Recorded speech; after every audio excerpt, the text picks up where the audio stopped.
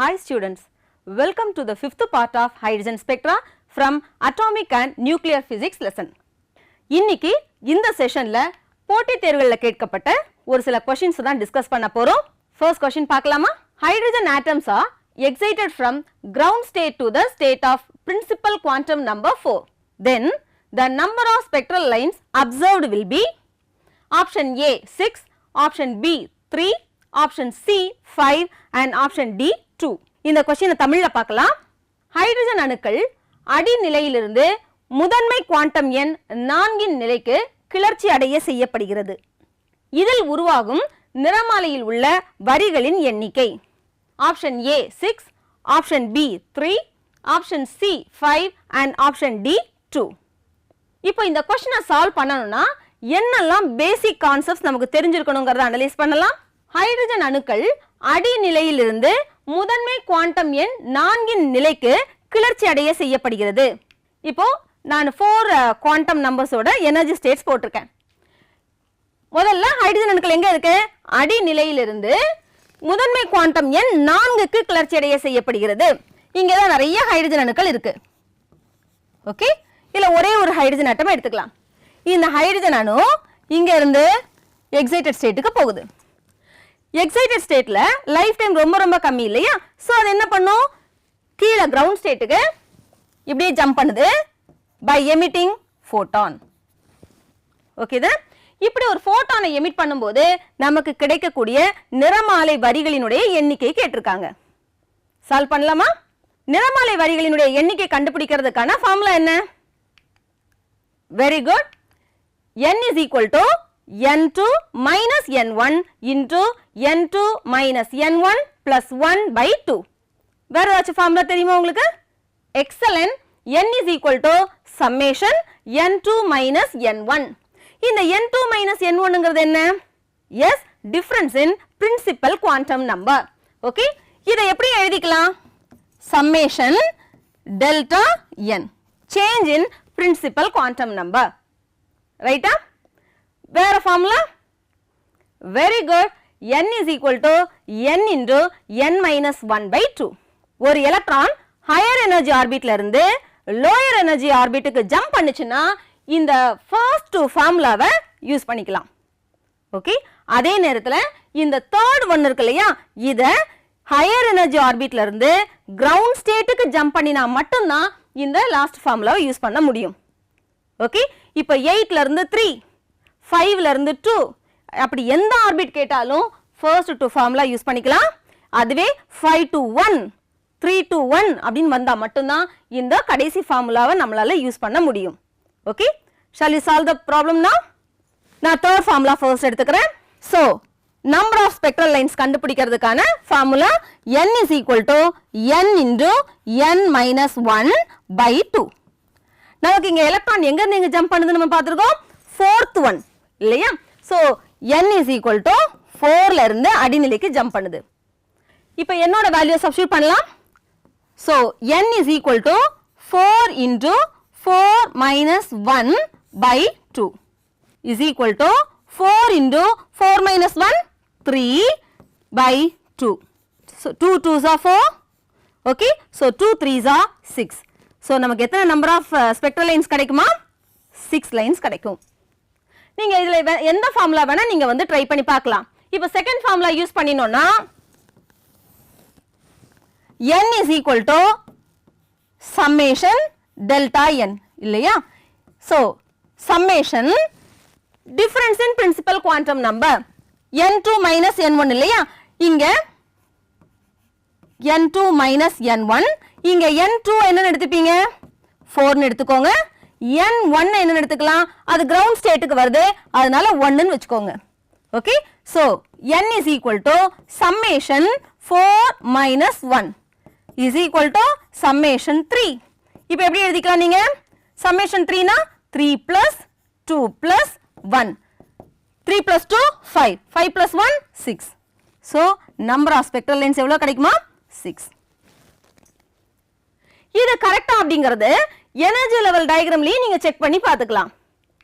இங்க பாருங்க, energy level டயகிராம்ல 4 states இருக்கா? இப்போ எத்தனை நிறமாலை வரிகள் கிடைக்கும் பாருங்க. 4ல இருந்து 3க்கு வரும்போது ஒரு லைன் கிடைக்கும். அடுத்தது 4 to 2, 4 to 1, 3 to 2, 3 to 1, 2 to 1. இப்போ எத்தனை வரிகள் கிடைக்குது பாருங்க. 1 2 3 4 5 6. ஸோ நமக்கு 6 லைன்ஸ் நமக்கு கிடைக்கும். ரைட் தானே? இப்போ நம்மளோட ஆன்சர் ஆப்ஷன்ல இருக்காங்கறத செக் பண்ணிக்கலாம். ஆப்ஷன் ஏல 6 கொடுத்திருக்காங்க. So option A is the right answer. Okay, அடுத்தது செகண்ட் கொஸ்டின் பார்க்கலாம். when an electron transit from n is equal to 4 to n is equal to 2, then emitted line in spectrum will be. இந்த கொஸ்டினை தமிழ்ல பார்க்கலாம். ஒரு electron n is equal to 4 இல் இருந்து n is equal to 2க்கு தாவும் போது நிறமாலையில் கிடைக்கும் கோடு. ஆப்ஷன் ஏ லைமன் வரிசையின் முதல் கோடு, ஆப்ஷன் பி பாஷன் வரிசையின் இரண்டாவது கோடு, ஆப்ஷன் சி பால்மர் வரிசையின் இரண்டாவது கோடு, அண்ட் ஆப்ஷன் டி பாஷன் வரிசையின் முதல் கோடு. இப்போ இந்த கொஸ்டினை சால்வ் பண்ணணும்னா நமக்கு எதை பத்தி தெரிஞ்சிருக்கணும்? Spectral series of hydrogen atom. Okay, already இந்த கொஸ்டினை நீங்க தியரியில படிச்சிருக்கீங்க. ஜஸ்ட் அதோட அவுட்லைன் மட்டும் நம்ம ரீகால் பண்ணிக்கலாம். ஸோ டிஃப்ரெண்ட் எனர்ஜி ஸ்டேட்ஸ் இருக்கு. If electrons jump from any of the outer orbit to first orbit, நமக்கு கிடைக்கக்கூடிய லைன்ஸோட பேர் என்னன்னு சொல்லுவோம் நம்ம? Lyman series. If electrons jump from outer orbit to second orbit, இதுல கிடைக்கிற லைன்ஸோட பேர் நம்ம என்னன்னு சொல்லுவோம்? பால்மர் சீரீஸ்னு சொல்லுவோம். அடுத்தது if electrons jump from any of the outer orbit to third orbit, இந்த லைன்ஸ்க்கு பேரு பாஷன் series. if electrons jump from any orbit to fourth orbit bracket, if electrons jump from any orbit to fifth orbit, இந்த சீரீஸ்க்கு பேரு fund சீரீஸ்னு சொல்றோம். Okay, இப்போ நமக்கு கொடுத்த ஆப்ஷனோட எது match ஆகுதுங்கறத பார்க்கலாம். இப்போ क्वेश्चन பார்க்கலாம். ஒரு electron n is equal to 4 இலிருந்து n is equal to 2க்கு தாவும் போது நிறமாலையில் கிடைக்கும் கோடு. ஓகே, இப்போ ஆப்ஷன்ஸ் பார்க்கலாம். n is equal to 4 இலிருந்து n is equal to 2. Okay, option பாருங்க. லைமன் வரிசையின் முதல் கோடு. எலக்ட்ரான் எக்ஸைட்டட் ஆர்பிட்ல இருந்து ஃபர்ஸ்ட் ஆர்பிட்டுக்கு வந்தாதான் லைமன் இல்லையா? சோ லைமன் வரிசையின் முதல் கோடு இந்த ஆப்ஷன் இல்ல. செகண்ட் ஆப்ஷன் பாருங்க. பாஷன் வரிசையின் இரண்டாவது கோடு. electrons jump from outer orbit to third orbit na தான் நமக்கு பாஷன் series. so option B is wrong. option D பாருங்க, இதுவும் பாஷன் வரிசை தான். so இந்த ஆப்ஷனும் இல்ல. option C பால்மர் வரிசையின் இரண்டாவது கோடு. so நமக்கு ஆன்சர் தெரிஞ்சிடுச்சு. பால்மர் வரிசையின் இரண்டாவது கோடு தான் ரைட் ஆன்சர். ஆனா அதுல ஒரு லைன் இருக்கு பாருங்க, இரண்டாவது கோடு. ஓகே, சோ அது என்ன இரண்டாவது கோடுங்கறத நம்ம ஒரு வாட்டி செக் பண்ணிடலாம். பால்மர் சீரிஸோட டயகிராம் இப்ப பாக்குறீங்க. ஓகே, இது electrons other outer orbit to second orbit jump பண்றதை நீங்க பாக்குறீங்க. இதுல தேர்ட் ஒன்ல இருந்து செகண்ட் ஒன்க்கு வரது வந்து ஃபர்ஸ்ட் கோடு, ஃபோர்த் ஒன்ல இருந்து செகண்டுக்கு வரது இரண்டாவது கோடு. நமக்கு क्वेश्चनல என்ன கொடுத்திருக்காங்க? n is equal to 4 ல இருந்து n is equal to 2 க்கு ஜம்ப் பண்ணும்போது இங்க 4 ல இருந்து 2 க்கு ஜம்ப் பண்ணுது. இது இரண்டாவது கோடு இல்லையா? இது வந்து நமக்கு இரண்டாவது கோடு. So option C is the right answer. Okay, புரிஞ்சா இல்லையா? எஸ். இப்போ தேர்ட் क्वेश्चन போகலாம். An electron makes a transition from orbit n is equal to 4 to the orbit n is equal to 2 of a hydrogen atom. What is the wavelength of the emitted radiations? இந்த question தமிழ்ல பார்க்கலாம். ஒரு hydrogen அணுவின் electron சுற்றுப்பாதை n is equal to 4 இலிருந்து சுற்றுப்பாதை n is equal to 2 க்கு மாறுகிறது. வெளிப்படும் கதிர்வீச்சுகளின் அலைநீளம் என்ன? Okay, option A 16/4r, option B 16/5r, option C 16/2r and option D 16/3r. இது ரொம்ப ரொம்ப சிம்பிளான ஒரு क्वेश्चन. क्वेश्चन ஒரு வாட்டி கூட பார்க்கலாம். ஒரு ஹைட்ரஜன் அணுவின் எலக்ட்ரான் சுற்றுப்பாதை n is equal to 4 இலிருந்து n is equal to 2 க்கு மாறுகிறது. சோ எலக்ட்ரான் 4 ல இருந்து 2 க்கு ஜம்ப் பண்ணுது. கதிர்வீச்சினுடைய அலைநீளம் கேட்டிருக்காங்க.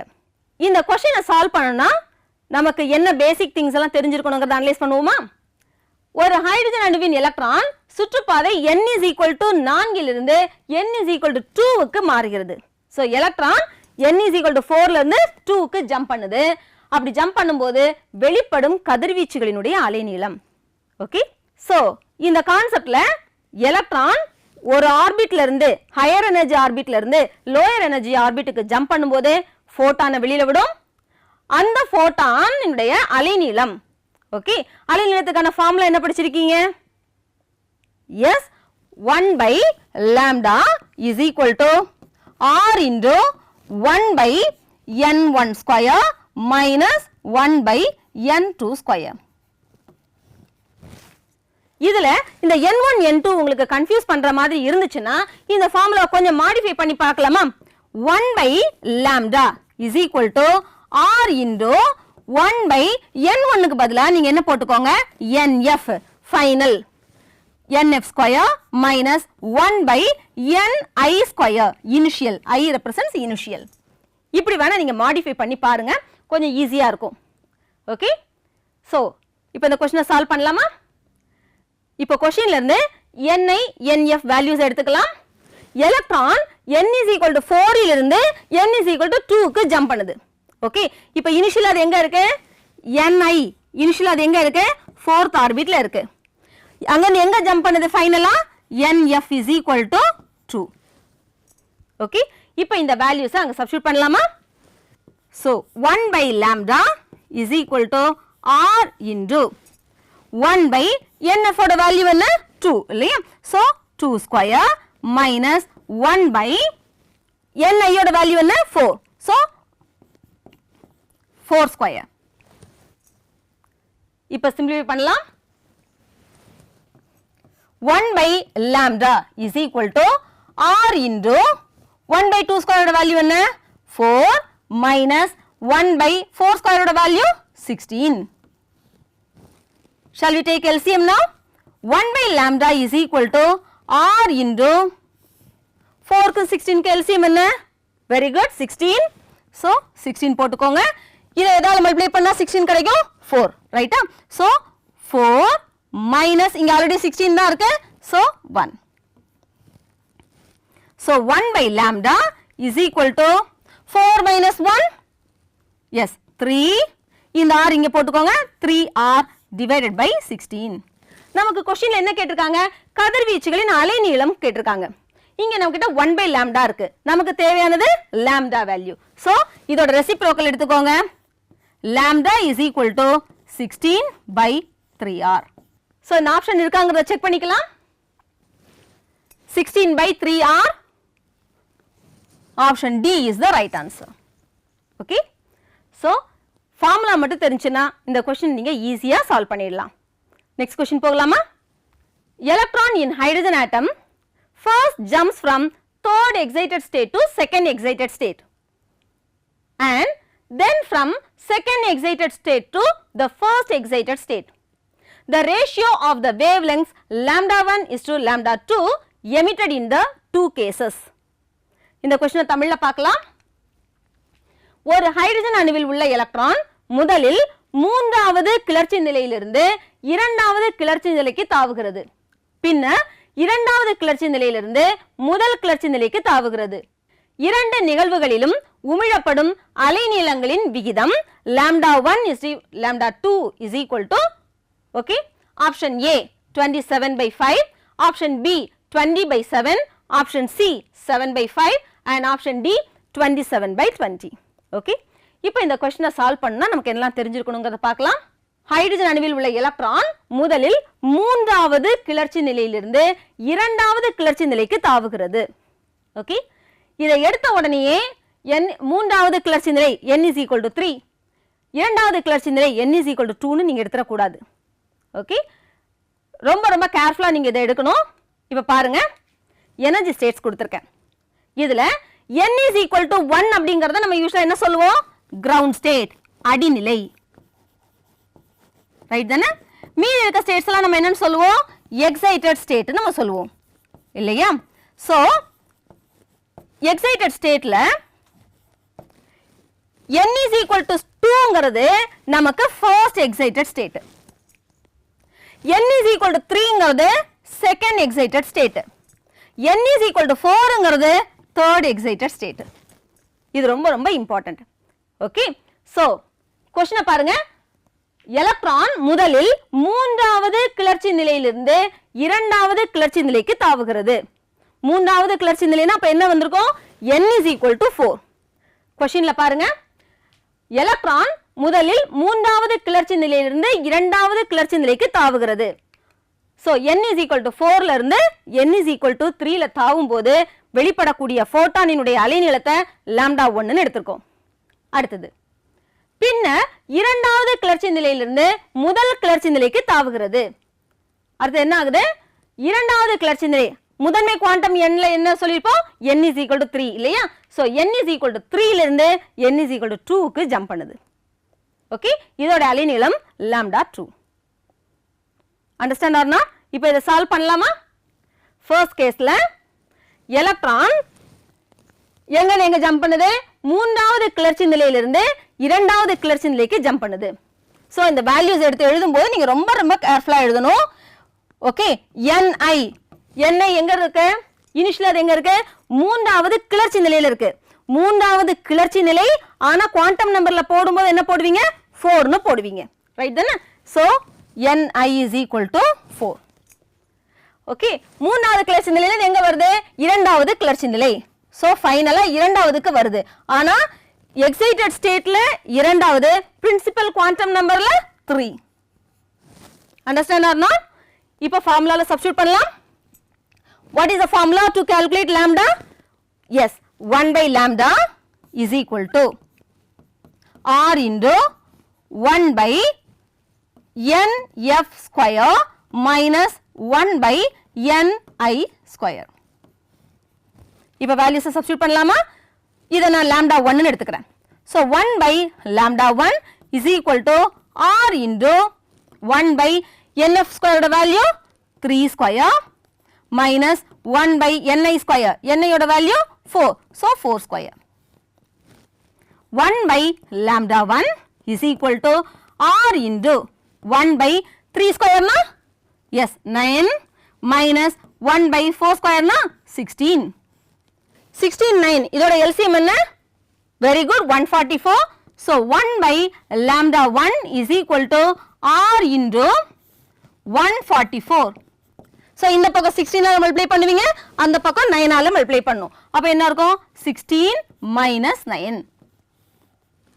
Okay, so 1 by lambda 1 value என்ன வந்திருக்கும்? 1 by lambda 1 is equal to r into 16 minus 9. Very good, 7. 7 divided by 144. Okay, இப்போ இதுல இருந்து நம்ம lambda 1 வேல்யூ எடுத்துக்கலாமா? So lambda 1 is equal to, இது அப்படியே ரெசிப்ரோக்கல் எடுத்துக்கோங்க, 144 by 7r. இதே மாதிரி lambda 2 கால்குலேட் பண்ணலாம். செகண்ட் கேஸ்ல என்ன ஆகுது பாருங்க, எலக்ட்ரான் ஜம்ப் ஃப்ரம் இரண்டாவது கிளர்ச்சி நிலையிலிருந்து முதல் கிளர்ச்சி நிலைக்கு தாவுகிறது. இங்கேயும் initial ni value and nf value எடுத்து எழுதிக்கலாம். இனிஷியல் எங்க இருக்கு? இரண்டாவது கிளர்ச்சி நிலையில இருக்கு. இரண்டாவது கிளர்ச்சி நிலைனா முதன்மை குவாண்டம் எண்ல 3, ni is equal to 3. Okay, அங்க இருந்து எங்க தாவுது? ஃபைனலா ஃபர்ஸ்ட் ஒன்னுக்கு தாவுது. அப்படினா முதன்மை குவாண்டம் எண்ல 2. Are you able to follow? Yes. So 1 by lambda 2 is equal to r into 1 by nf square. அப்போ 2 square minus 1 by ni square, 3 square. இப்போ இதை சிம்பிளிஃபை பண்ணலாம். 1 by lambda 2 is equal to r into 1 by 2 square value 4 minus 1 by 3 square value 9. இதோட LCM சொல்லுங்க. Very good. 9 4s are 36. இந்த பக்கம் 9 ஆல multiply பண்ணனும், அந்த பக்கம் 4 இல்லையா? So 9 minus 4. 9 minus 4 5. Very good. 5 இந்த r இங்க எழுதிக்கோங்க. 5r by 36. இது 1 by lambda 2 ஓட வேல்யூ. இதுல இந்த lambda 2 சொல்லுங்க. Lambda 2 is equal to, take reciprocal, 36 by 5r. Okay, இப்போ இந்த lambda 1 and lambda 2 வேல்யூல இருந்து இந்த விகிதத்தை நம்ம கால்குலேட் பண்ணலாமா? To find lambda 1 is to lambda 2. So, lambda 1 by lambda 2 is equal to lambda 1 ஓட வேல்யூ என்னன்னு பார்த்து வச்சிருக்கோம் 144 by 7r. So, 144 by 7r divided by lambda 2 ஓட value yes 36 by 5r. Okay, இத சால்வ் பண்றதுக்கு ரைட் ஹேண்ட் சைடுல டினாமினேட்டரோட reciprocal எடுத்துக்கலாமா? 144 by 7r into டினாமினேட்டரோட reciprocal அப்ப என்ன இருக்கும் 5r by 36. இப்போ ஈஸியா நீங்க சால்வ் பண்ணிடலாம். First r get cancelled. Okay, இப்போ 12 டேபிள் யூஸ் பண்ணி இந்த 144 and 36 ஃபர்ஸ்ட் சால்வ் பண்ணுங்க. 12 டேபிள் யூஸ் பண்ணீங்கன்னா என்ன வரும் 12 12s are 144 இதுக்கு 3 12s are 36. இப்போ 3 டேபிள் யூஸ் பண்ணுங்க 1 3s are 3 4 3s are 12. இப்போ என்ன இருக்கு 5 4s are 20 20 divided by 7. So lambda 1 by lambda 2 இல்லாட்டி அந்த விகிதத்துல நீங்க சொன்னீங்கன்னா lambda 1 is to lambda 2 ஓட வேல்யூ என்ன இருக்கு 20 by 7. இந்த ஆப்ஷன் இருக்காங்கறத செக் பண்ணுங்க. 20 by 7 option B is the right answer. So இந்த மாதிரி क्वेश्चंस நீங்க சால்வ் பண்ணும்போது क्वेश्चனை ரொம்ப கேர்ஃபுல்லா நீங்க ரீட் பண்ணனும். எலக்ட்ரான் ஒரு ஆர்பிட்ல இருந்து இன்னொரு ஆர்பிட்டுக்கு ஜம்ப் பண்ணும்போது நமக்கு முதன்மை குவாண்டம் எண்ணுங்கற வார்த்தை கொடுத்திருக்காங்களா இல்ல கிளர்ச்சி நிலைங்கற வார்த்தை கொடுத்திருக்காங்களாங்கறத முதல்ல ஐடென்டிஃபை பண்ணிட்டு தான் இந்த क्वेश्चन நம்ம சால்வ் பண்ண ஆரம்பிக்கணும். அப்பதான் நமக்கு எந்த விதமான மிஸ்டேக்ஸும் இல்லாம நீங்க சால்வ் பண்ண முடியும். சோ இன்னைக்கு இந்த செஷன்ல type of spectral lines emitted ஒரு எலக்ட்ரான் ஹையர் எனர்ஜி ஆர்பிட்ல இருந்து லோயர் எனர்ஜி ஆர்பிட்டுக்கு ஜம்ப் பண்ணும்போது எந்த மாதிரி ஸ்பெக்ட்ரல் லைன்ஸ் நமக்கு கிடைக்கும் அப்படிங்கறத பார்த்தோம். அடுத்தது அந்த மாதிரி நமக்கு கிடைக்கக்கூடிய ஸ்பெக்ட்ரல் லைன்ஸோட வேவ் லெங்த்தை எப்படி கால்குலேட் பண்றது? Okay, 1 by lambda is equal to r into 1 by n1 square minus 1 by n2 square. இல்ல நீங்க அதை மாத்தி 1 by nf square minus 1 by ni square இந்த ஃபார்முலா யூஸ் பண்ணி நம்ம கால்குலேட் பண்ணிக்கலாம். அதே மாதிரி ஒரு எலக்ட்ரான் ஹையர் எனர்ஜி ஆர்பிட்ல இருந்து லோயர் எனர்ஜி ஆர்பிட்டுக்கு ஜம்ப் பண்ணும்போது எவ்வளவு நிறமாலை வரிகளை நமக்கு உருவாக்கும். ஓகே, இந்த மாதிரி விஷயங்கள்லாம் இன்னைக்கு இந்த செஷன்ல பார்த்தோம். நெக்ஸ்ட் செஷன்ல வேறு சில क्वेश्चंसோட உங்களை நான் சந்திக்கிறேன். Thank you children.